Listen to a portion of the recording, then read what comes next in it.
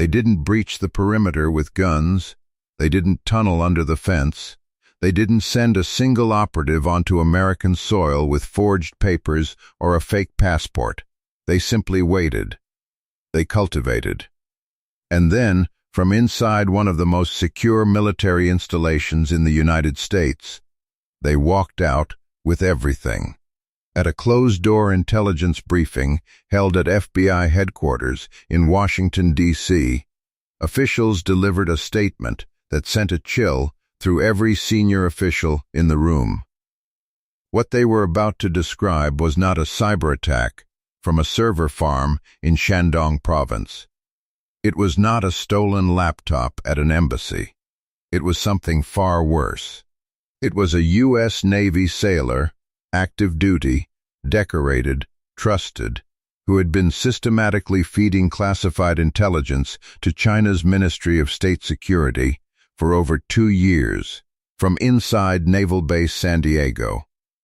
From a workstation with a security clearance most people in this country will never be allowed to look at. The name in the federal indictment, Petty Officer Second Class Marcus Dellen Holt, 29 years old, cryptologic intelligence analyst, and, according to FBI counterintelligence investigators, one of the most damaging espionage assets the People's Republic of China had ever successfully placed inside the United States Armed Forces. This is how they caught him, and what they found next is worse than you are ready for. It begins at 4:47 in the morning, a Tuesday. The marine layer over San Diego Bay is thick enough to muffle everything: the distant hum of carrier deck equipment, the low breath of the Pacific, the soft hydraulic whine of security gates cycling open and shut on their automated timers. Fog drifts between the rows of gray warships moored at Naval Base San Diego, their superstructures disappearing into the dark above the waterline. FBI counterintelligence special agents, working in direct coordination with Naval Criminal Investigative Service, have been in position since 3 a.m. No sirens, no SWAT trucks with their engines idling on the street, no drama at the gate. Just a quiet authorization code transmitted to base security, a wave-through, and 2 unmarked vehicles rolling slowly through the base perimeter roads. Holt's barracks room is targeted first. The knock comes at 4:47. Firm, deliberate. When Holt opens the door, he is already dressed. He has been awake for hours. Whether instinct or routine, investigators will later note that he had a second encrypted phone, a burner, Chinese manufactured, loaded with a messaging app using end-to-end encryption registered to a shell identity, in his right hand when the door opened. He attempted to drop it behind his back. He did not succeed. Simultaneously, a second team moves on a rented storage unit in the Claremont Mesa district of San Diego. The unit, leased under a name that does not match any living American citizen, contains 2 hard drives, a laminated note card with a 12-digit alphanumeric key, 3 prepaid Visa cards with a combined value of over $47,000, and a sealed manila envelope containing photographs. The photographs are not vacation snapshots. They are time-stamped images of classified documents. Documents that, according to naval intelligence officers who would later review them in a sealed federal courtroom, contain signal collection protocols, submarine acoustic signatures, and deployment schedules for Pacific Fleet assets operating in the South China Sea. Inside Holt's barracks room, beneath the mattress, agents recover a spiral-bound notebook, handwritten, meticulous. Page after page of alphanumeric strings, ship designators, coordinates, technical notes in shorthand that counterintelligence analysts will spend 3 weeks fully decoding. This notebook is not a diary, it is an archive, a running ledger of everything Marcus Dellen Holt has passed to his handlers over 26 months. The operation had a code name. The FBI did not give it that name. China did.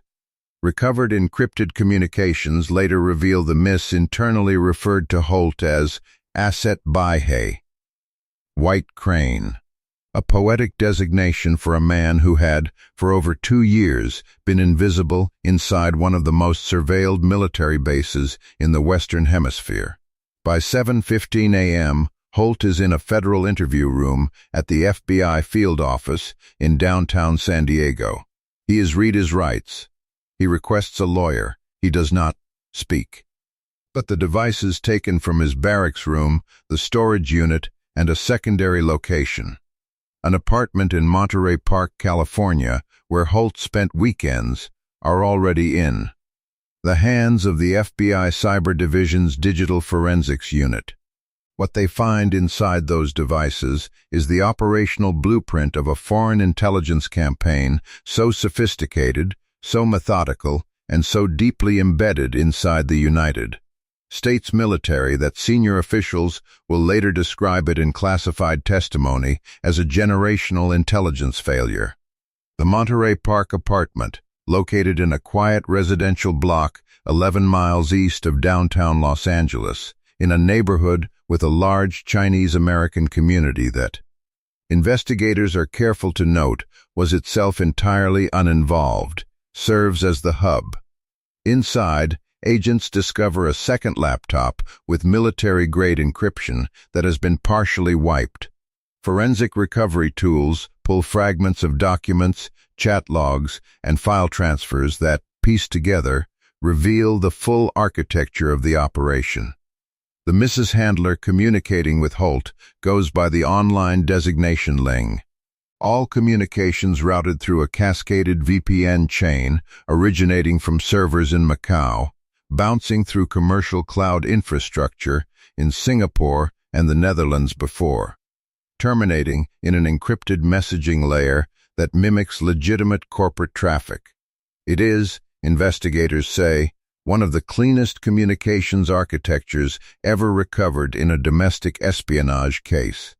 Whoever designed it had access to capabilities that far exceed what most foreign intelligence services have ever deployed against a single human asset. Ling, federal investigators believe, is a senior Miss Technical Operations Officer. The identity has not yet been confirmed at the time of Holt's arrest. What is confirmed is this: over 26 months, Holt transmitted at least 47 discrete intelligence packages. Topics include acoustic baseline data from multiple Virginia-class submarines, electronic emission signatures used in counterdetection, patrol grid schedules for specific fleet assets in the Western Pacific, and, most critically, a summary document compiled by Holt himself, apparently over several weeks, of known U.S. signals intelligence collection gaps in the Taiwan Strait. That last document, according to officials familiar with the indictment, is what elevates this case beyond conventional espionage. This is not someone who sold a ship manifest or leaked a personnel roster. Holt provided China with a precision map of what America cannot see in one of the most strategically contested waterways on the planet. The damage assessment for that document alone is classified at the highest level. What is known publicly is this: the intelligence community estimates it will take years and significant operational restructuring to close the gaps that document exposed. The question every investigator asks in a case like this is always the same. How? How does an active duty analyst with a top-secret PSI clearance, a man subjected to regular polygraphs, lifestyle reviews, financial audits, and counterintelligence monitoring, pass classified material for over 2 years without triggering a single automated flag? The answer, when it fully emerges from the forensic record, is as instructive as it is disturbing. Holt did not exfiltrate data through the classified network. He did not use thumb drives on secured terminals, which would have triggered hardware logging. He memorized. He transcribed. He photographed. Working during routine shifts in a signals analysis cell, Holt used the access inherent to his daily duties, access that was authorized, routine, unremarkable, to absorb. Information, reconstruct it from memory during off hours on personal devices, and package it for transmission during his regular visits to the Monterey Park apartment. The communication cadence, investigators find, was almost academic in its discipline. One package per 3 to 4 weeks, never more frequent, never transmitted from any device connected to a government network, never from the base itself. The miss, it becomes clear, had trained him well. Recovered communications show that in the months before Holt's recruitment, Ling and at least one other handler engaged in an extended grooming operation that began online, migrated to encrypted platforms, and eventually moved to in-person contact during a personal trip Holt took to Hong Kong 18 months before his arrest. That trip, a scheduled leave period, logged with base command, unremarkable on its face, is where, investigators believe, the formal recruitment and briefing occurred. The financial payments are careful. A total of approximately $187,000 over the operation's duration, delivered through a combination of cryptocurrency transfers to a wallet Holt maintained under a fictitious identity, prepaid card loading by Mrs. connected couriers in the Los Angeles area, and 2 cash deliveries made at a parking structure in Alhambra, California.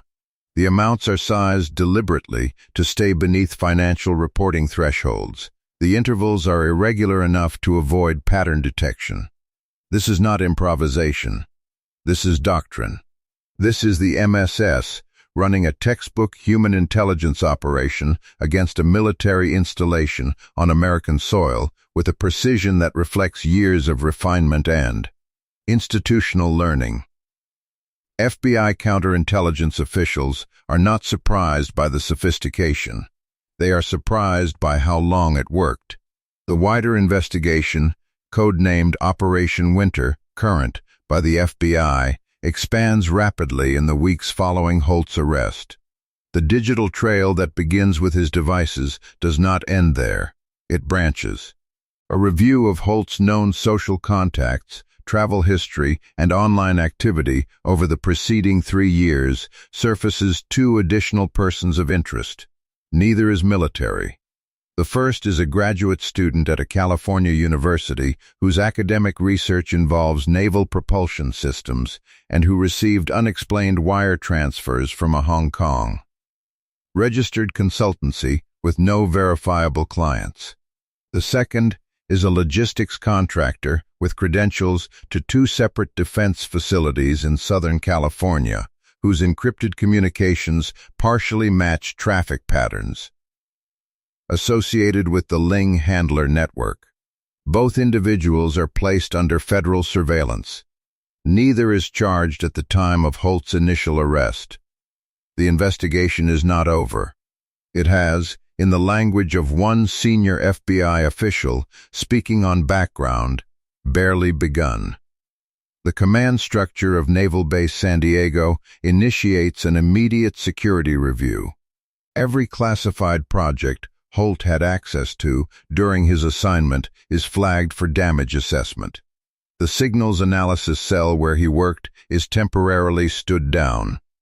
Personnel with overlapping access are interviewed.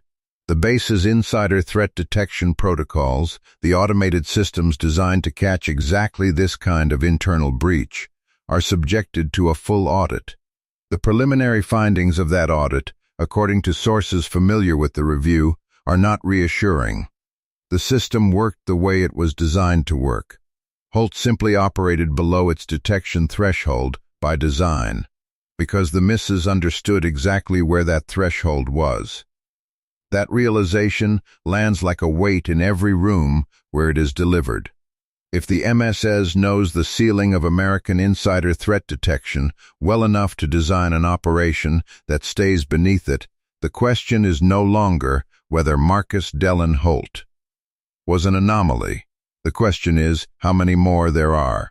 In Monterey Park, the neighborhood where Holt spent his weekends, The arrest barely registers as a disruption. A few federal vehicles on a residential street on an early Wednesday morning. A brief, quiet operation, no tactical units, no helicopters, no drama visible from the sidewalk.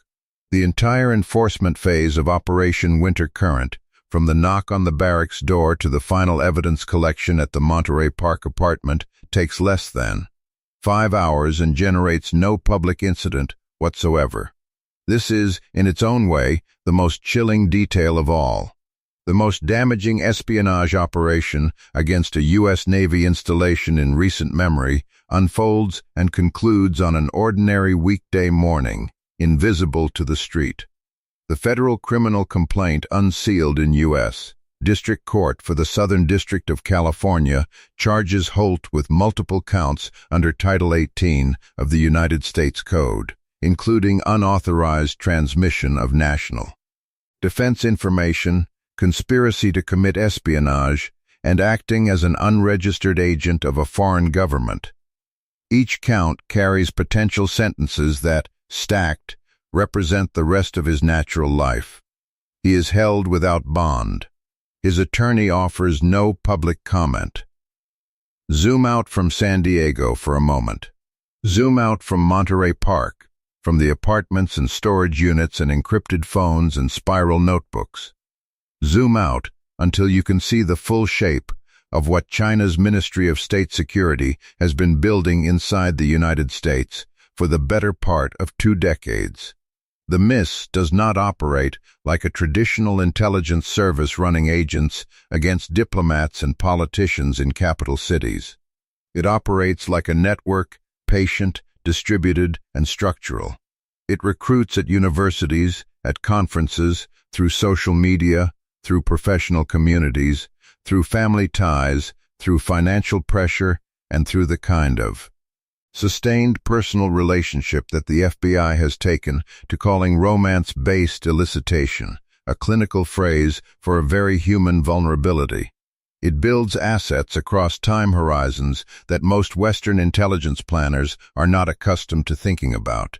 A recruitment that yields nothing useful for 3 years might yield something invaluable in year 4, when the target gets a promotion or a new assignment or a clearance upgrade.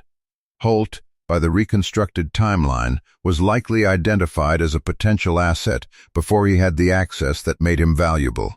He was cultivated first. The access came later.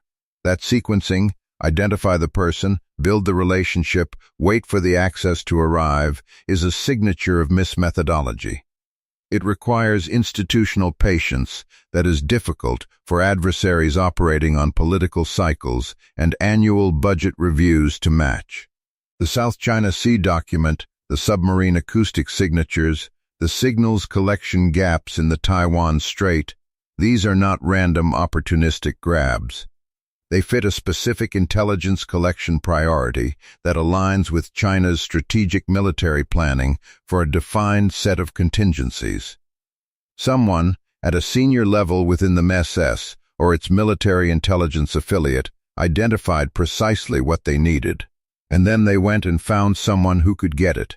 That is not espionage as most people understand it from the movies. That is engineered strategic advantage.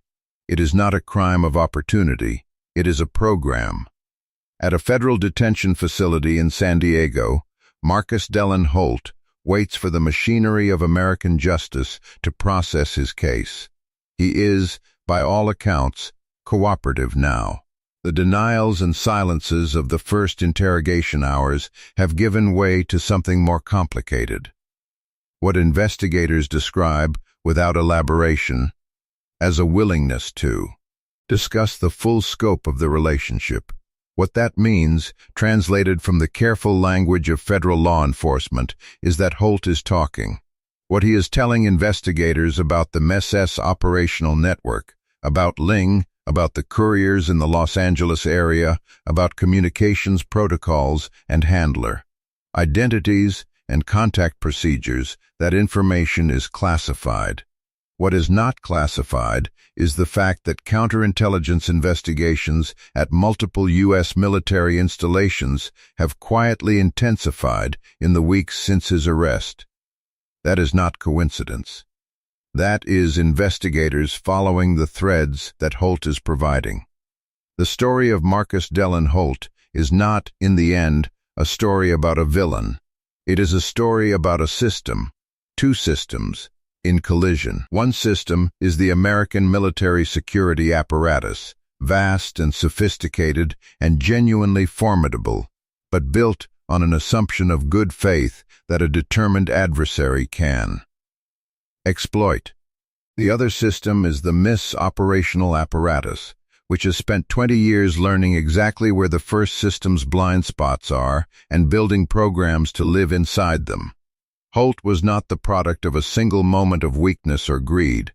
He was the product of a patient, methodical, professionally executed foreign intelligence operation that found a young man with the right access and the right vulnerabilities and the right profile, and then spent months making him feel seen and valued and compensated, right up until the morning the FBI knocked on his door in the fog off San Diego Bay. The acoustic signatures of Virginia-class submarines, the patrol schedules of Pacific Fleet assets, the gaps in American signals collection in the Taiwan Strait. That data does not untransmit. It does not get retrieved when the asset is caught. It is already in Beijing. It is already being analyzed, integrated, and acted upon.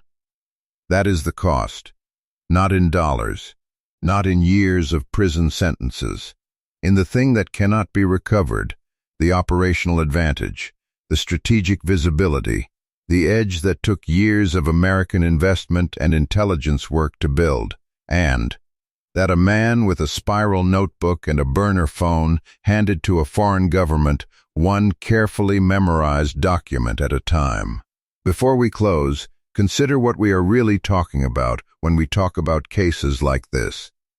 We are not talking about abstract geopolitics or budget line items at the Department of Defense. We are talking about the men and women on those submarines whose acoustic signatures are now known to a potential adversary. We are talking about the families of service members whose deployment schedules, the movements of ships, the timing of operations, the geography of American military presence in contested waters have been compromised. We are talking about the sailors and intelligence officers who now have to operate in an environment where the adversary they are watching has been watching them back, with information they did not know was shared. Power does not always announce itself. Sometimes it does not arrive with an invasion fleet or a cyber attack that crashes systems and triggers alarms. Sometimes it arrives in a spiral-bound notebook, in a parking garage cash drop, in 47 encrypted file transfers over 26 months, quiet, patient, and devastating. The damage assessment for Operation Winter Current is ongoing. The full scope of what was lost may not be known publicly for years, if ever. What is known is that the investigation is active, that additional subjects are under scrutiny, and that the counterintelligence community has been given a very specific and very uncomfortable set of questions to answer about its own systems. The badge, the clearance, the access, the trust is not broken, but it is being rebuilt from the process up, with the knowledge that an adversary has already studied every seam.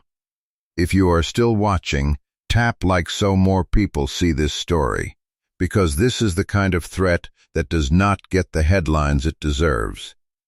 Comment expose if you want the full scope of foreign intelligence operations on American soil dragged into the light. And share this, because the people in those submarines, on those ships, in those intelligence cells, deserve to know that someone is paying attention. This story is a fictional dramatization. It is a warning, not a report. But the methodology it describes, the patience, the cultivation, the exploitation of trusted insiders, is real. The threat is real. And the silence that allows it to continue is the most dangerous thing of all.